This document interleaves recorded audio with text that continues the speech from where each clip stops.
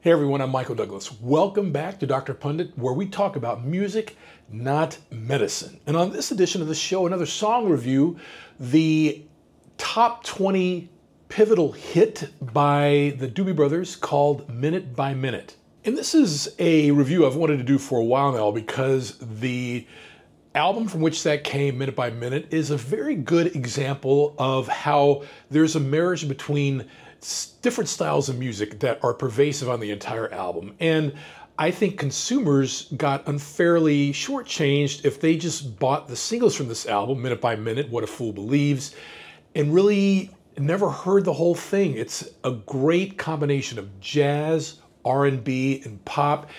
And as hopefully you'll see after this song review, the addition of Michael McDonald to that band's lineup really fundamentally changed the tenor of the band for the next 10 years. Let's get into it.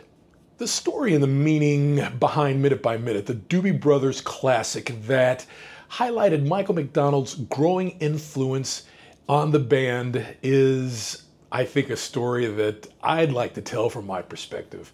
And it seems like a pretty obvious thing to say that a band that takes on the musical identity of its members, and you know, I think for people who follow bands' progressions through the years, that's a big concern, and some of them may not warm up to personnel changes and stay pure to the original concept of the band, if you will. I do think in the case of the Doobie Brothers, it was a slam dunk. Now, luckily for the Doobie Brothers, they managed this McDonald transition extremely smoothly. And it really shows on the album and single, Minute by Minute, from 1978. So, Minute by Minute, what is the song about? And how did it represent the band's shifting sonic approach? And what other band that songwriter Michael McDonald knew well influenced its creation? Here is the story of how the Doobie Brothers brought Minute by Minute to life. The Doobie Brothers earned their reputation as a band that could rev up the hard rock, dabble in folkier acoustic songs, and even do a little boogieing when the elements were all right. In fact, you can check out my episode on Dr. Pundit, this particular episode, in which I discussed their number one 1975 hit, Black Water. The artistic vision in the early to mid 1970s of the band was driven to a large degree by Tom Johnston. Now, he wrote and sang lead on the durable classics, Listen to the Music, China Grove, Long Train Runnin', great tracks. But by the middle of the decade of the 70s, health problems caused Johnson to take a break from the band. Now, in search of someone who could sing and play keyboards, they looked to Michael McDonald. Michael McDonald was already known as a session player and a vocalist of note, and that's being an understatement. And his experience with Steely Dan, which is the subject that's outside of the scope of this discussion, was a major draw. Although Michael McDonald joined the band on a provisional basis, it wasn't long before others saw what he brought to the table, especially as Johnston struggled to recover in the mid to late 1970s. McDonald was a full-fledged member of the band for the album Taking It to the Streets, and his writing and single of the title track gave the Doobies another hit single and a new voice. And that convinced the band to follow his lead going forward. By 1978, the Doobie Brothers had largely transformed their sound thanks to the influence of Michael McDonald. His background in soul, coupled with his elastic vocals, naturally made them pursue that direction. And in their 1977 record, Living on the Fault Line, was a test run for that sound. Now, although it didn't yield any hit singles, it was heralded by critics, and they praised the new outlook the band had. With McDonald leading the charge, the 1978 album, Minute by Minute, follow-up to that 77 album, struck gold. What a Fool Believes soared to number one, and Minute by Minute, the follow-up, hit the top 20. McDonald wrote this song with Lester Abrams, and it became the album's title track, of course.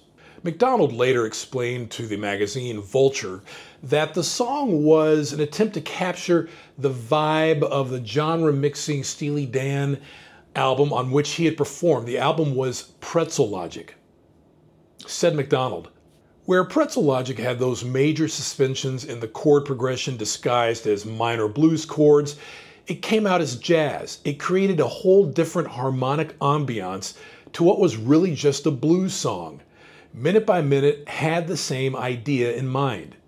So what is the meaning behind Minute by Minute? The lyrics to the song describe the tenuous position of the narrator in his current relationship. And instead of railing against it, he's come to accept its status. Can't stop the habit of living on the run. Take it all for granted, like you're the only one.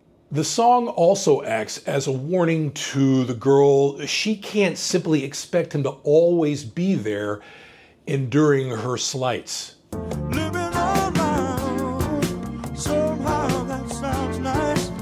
Now, he can foresee a different fate in the future.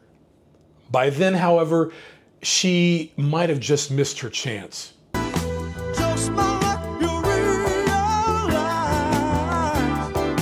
you should spend your life with someone. You could spend your life with someone. I'll be holding on. It doesn't take much to know that Michael McDonald epitomized the sound of the new Doobie Brothers from that point onward. And one thing they had in common with the former version, the ability to capture the hearts of their listening audience. And this is one of the few examples where I think an audience had full trust in the band and was willing to follow the band and its artistic vision. And I urge you to stream the album Minute by Minute. It is a fantastic album, and I think an underrated album. And of course, Michael McDonald went on to influence the band, especially in those early yacht rock years in the early 1980s, before he struck out as a solo artist. The follow-up Doobie Brothers album, One Step Closer, yielded the #5 hit Real Love from the spring of 1980. And of course, Michael McDonald struck out on his solo career in 1982 with the classic I Keep Forgetting, which was both a top 10 pop hit and an R&B hit from his 1982 album, debut album, I Gotta Try. Fantastic. Minute by Minute, classic song. A song that actually meant more than just being a song. It was a representation of a band in transition. It was a representation of the marriage of new styles that would influence a new generation of listeners. And it's just a damn good listen. I'm Michael Douglas, and if you like what you see here on Dr. Pundit, please don't hesitate to like and subscribe. Every time you like or even dislike, believe it or not, that pushes the song out there so that others will see these episodes for the first time and get benefit from them as well. And of course, it motivates me to keep giving this content to you. And as the late, great Barry White always used to say, let the music play, and I'll see you on the next episode.